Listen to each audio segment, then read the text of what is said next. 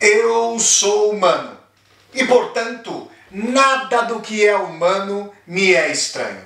Assim falava o poeta e dramaturgo romano Terêncio, e assim falo eu, Flávio Ricardo Vassoler, escritor, professor, youtuber e nômade, fiel como os pássaros migratórios. E hoje, sempre com o meu reloginho na mão, em mais uma resenha de livro aqui do meu canal do YouTube, Flávio Ricardo Vassoler, eu trago para vocês uma discussão a respeito de uma pequena obra-prima de João Guimarães Rosa. Esse que para mim é o maior autor da literatura brasileira.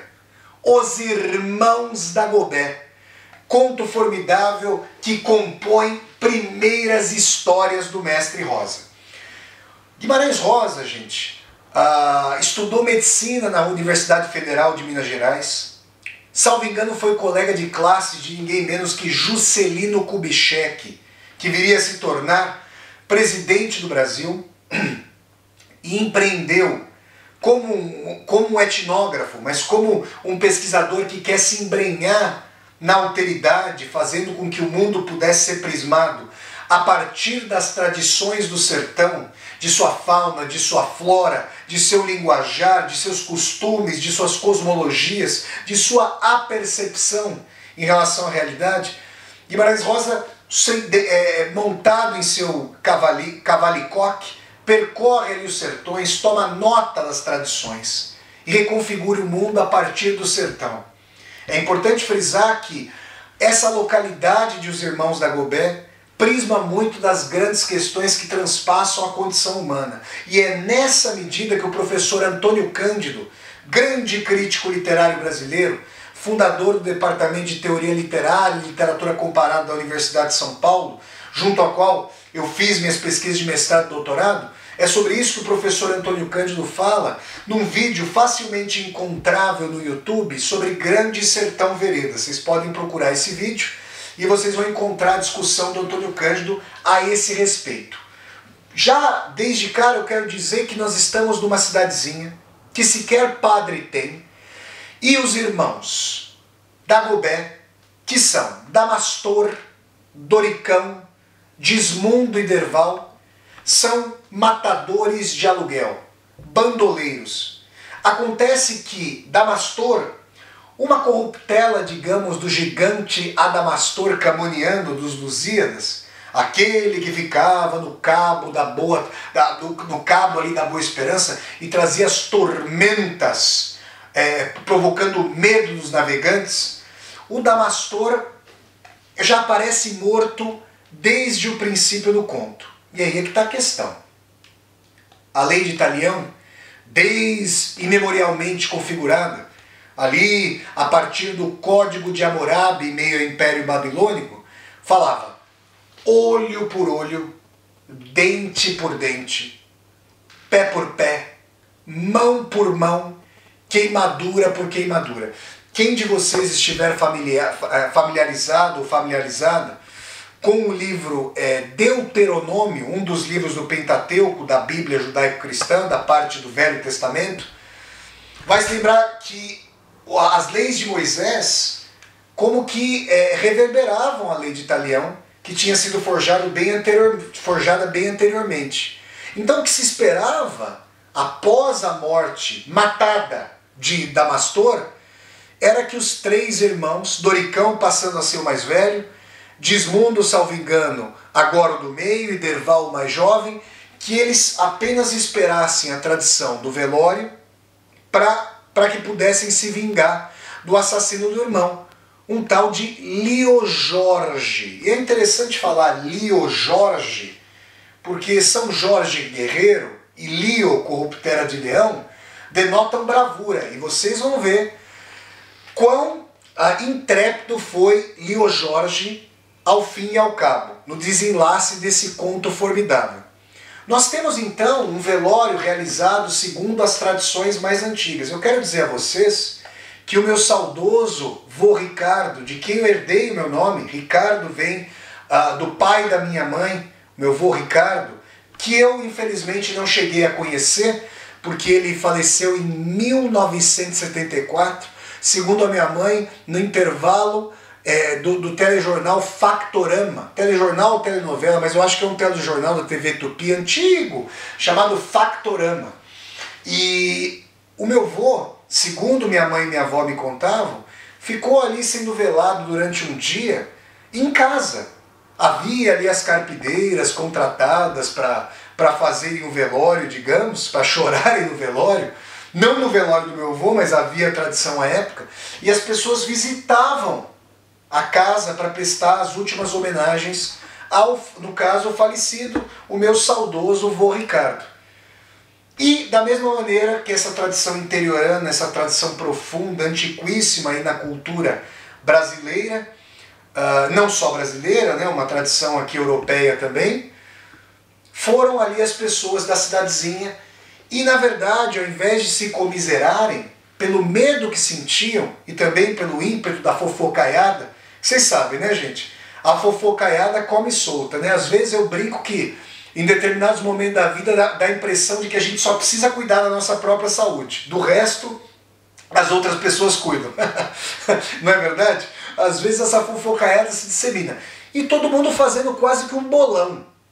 Será que logo após o enterro, os irmãos Doricão, Dismundo e Derval vão se vingar do Lio Jorge? Veja, Doricão, a dor e o cão, Dismundo, como que diz a letra do mundo. E o Derval, que é o mais jovem, começa a denegar essa dimensão, dizendo que o irmão era maldoso, que eles na verdade eram matadores porque o irmão ali assim queria, porque o Damastor levava os irmãos com punho de ferro. De qualquer maneira, o que se esperava é que fosse feita a vingança, olho por olho, dente por dente, segundo a lei de Talião, a lei de tal e qual. Essa lei que nós bem podemos dizer que é muito difícil de a condição humana efetivamente superar. A gente pode ver avanços tremendos em termos tecnológicos, mas em enorme medida é possível dizer, como disse uma das pessoas entrevistadas pela escritora bielorrussa Svetlana Alexievich, no livro O Fim do Homem Soviético, que já recebeu resenha aqui no meu canal do YouTube. Vocês podem procurar essa resenha sobre o fim do homem soviético de Svetlana Alexievich na playlist Resenhas de Livros com Vassoler, playlist da qual esse próprio vídeo aqui, essa própria resenha faz parte.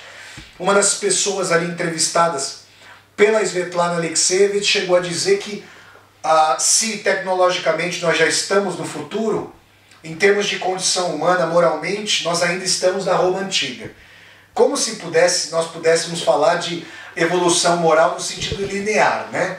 De qualquer maneira, o que é aqui importante dizer é que se esperava a vingança. O que certamente não era esperado é que o Lio Jorge ia mandar alguns representantes, vamos chamar de diplomatas, aqueles camaradas que eventualmente carregam a bandeira da paz, né? Para dizer que ele não tinha querido matar o Adamastor, o mais velho, o carrasco, que o Damastor tinha prometido cortar as orelhas do Lio Jorge na próxima vez que o encontrasse, ou seja, acabaria matando o Lio Jorge, e que na verdade o Lio Jorge, munido de uma garrucha para se defender, só fizera agir em legítima defesa.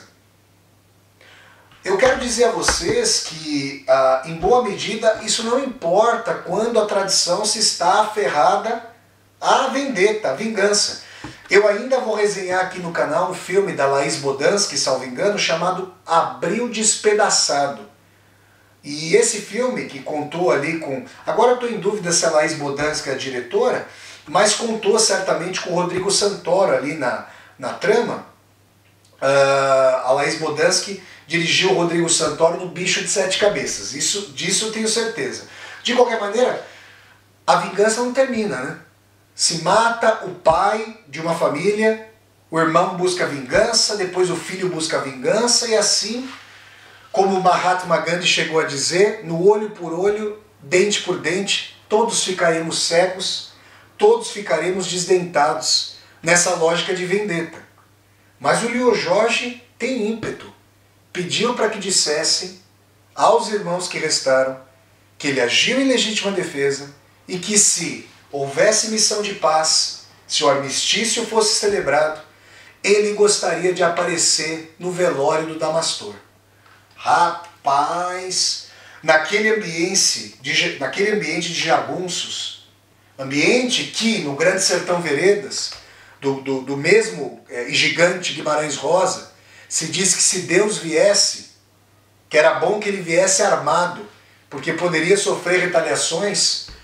Nesse ambiente, alguém que propõe aparecer diante dos irmãos que todo mundo julgava que iam querer vendetta, vingança, é coisa de um camarada corajoso.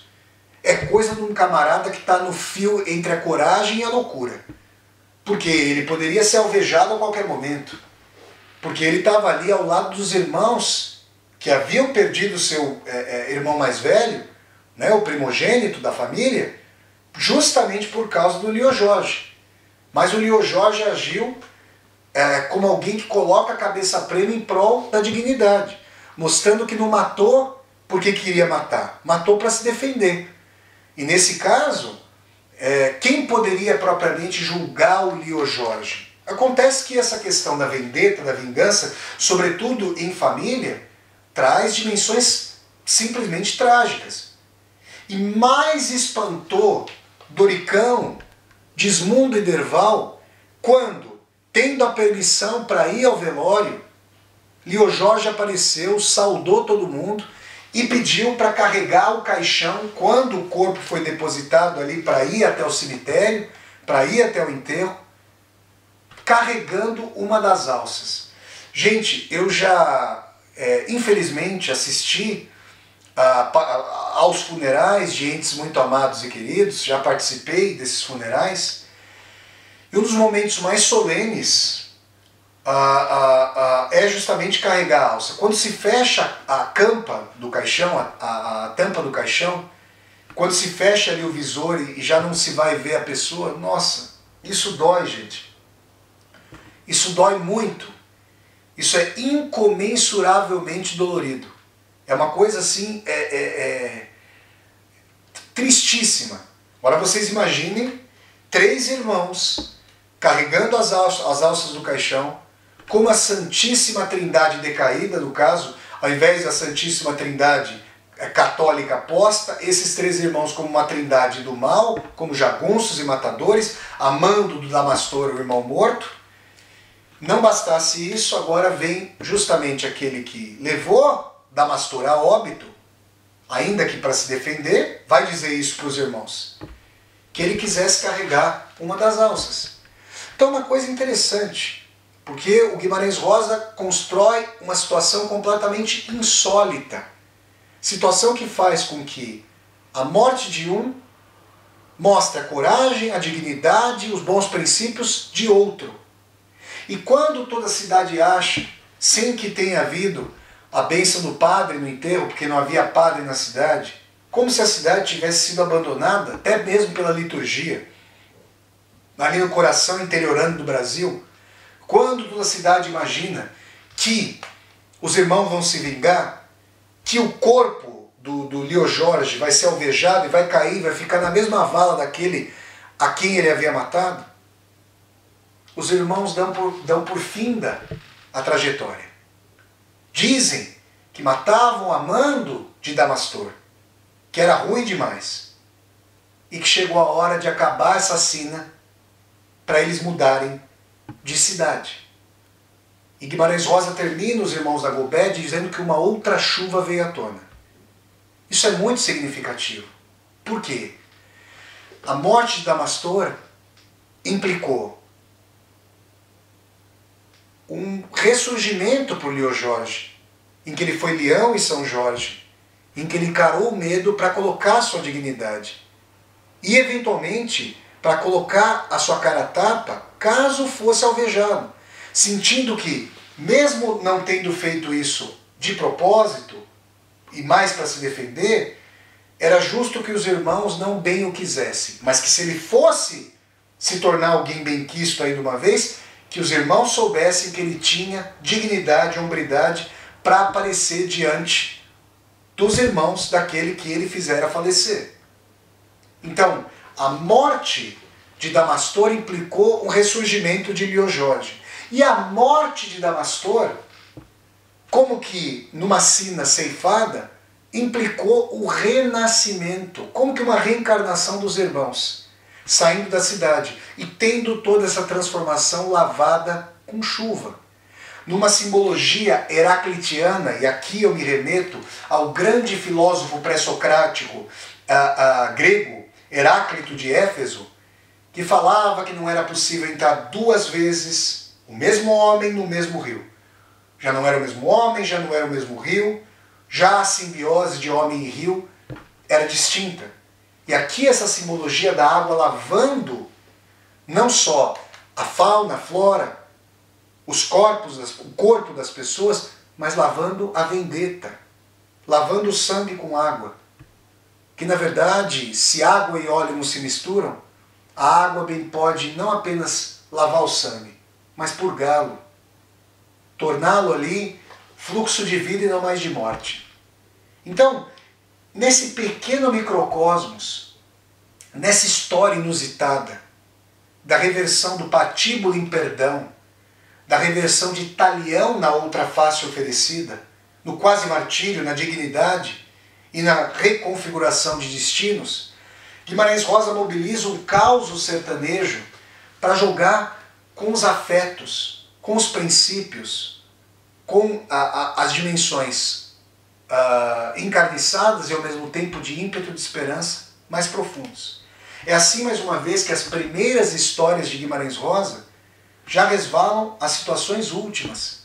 Guimarães Rosa é um escritor da escatologia, é um escritor das perguntas últimas, que, se nós temos ali a paciência para desfolhar esse ambiente novilinguista, com uma recriação da cosmologia do mundo pelas palavras rosianas, pela sua sintaxe inusitada, pelo seu ritmo, tentem ler Guimarães Rosa em voz alta, tentem buscar a oralidade, a cadência, a batida, tentem, experimentem se vocês eventualmente tiverem esse instrumento, mas agora podem usar inclusive pela internet.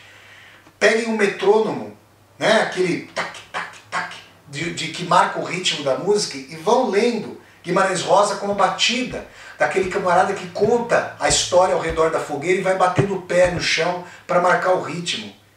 É um ritmo da fala, da cadência, mas são as questões também lancinantes sobre a condição humana, sobre os nossos afetos mais encarniçados. Amor fraterno, coação, dignidade, coragem e renascimento. O sangue que não vai ser mais purgado com sangue. Vendetta que tem um momento para terminar. Então as coisas podem seguir para além do jagunço, para além do Talião, na dimensão da dignidade e do perdão. Pessoal, olha, com muito ímpeto, com muita admiração, pelo grande João Guimarães Rosa, essa foi a resenha sobre o conto Os Irmãos Dagobé, obra-prima do nosso grande escritor brasileiro, mineiríssimo, João Guimarães Rosa, que estava destinado a ser um poeta das ideias, dos afetos, por ter nascido em Cordisburgo, o burgo do Cordes, do coração, que já tinha ali uma palavra formada por aglutinação, justaposição, e dava o destino poético desde a manjedoura linguística de onde veio João Guimarães Rosa. Se vocês gostaram de mais essa resenha de livro, no caso de conto, aqui no meu canal do YouTube, deem um like no vídeo, curtam o vídeo, disseminem esse vídeo pelas redes sociais, para que nós possamos chegar cada vez mais e mais pessoas. Se você está chegando ao canal pela primeira vez, seja muito bem-vindo e bem-vindo. Eu peço que você se inscreva aqui no canal, toque a sinetinha para poder receber as notificações e deixe aqui embaixo deste vídeo o seu comentário para que nós possamos conversar. E mais, aqui embaixo desse vídeo você vai encontrar uma tecla chamada Seja Membro. Se você gosta das atividades deste meu canal do YouTube, Flávio Ricardo Vassoler, Considere a possibilidade de, ao clicar na tecla Seja Membro, se tornar um membro ou uma membro humanista aqui do canal e, segundo sua situação financeira, apoiar esse meu projeto de universidade aberta no YouTube. Então é isso, pessoal. Eu sempre deixo o convite para vocês assistirem as resenhas de livros aqui no meu canal do YouTube, que acontecem todas as terças-feiras, às 8 horas da noite. Então é isso, gente. Até a próxima resenha de livro, pessoal, e tchau, tchau!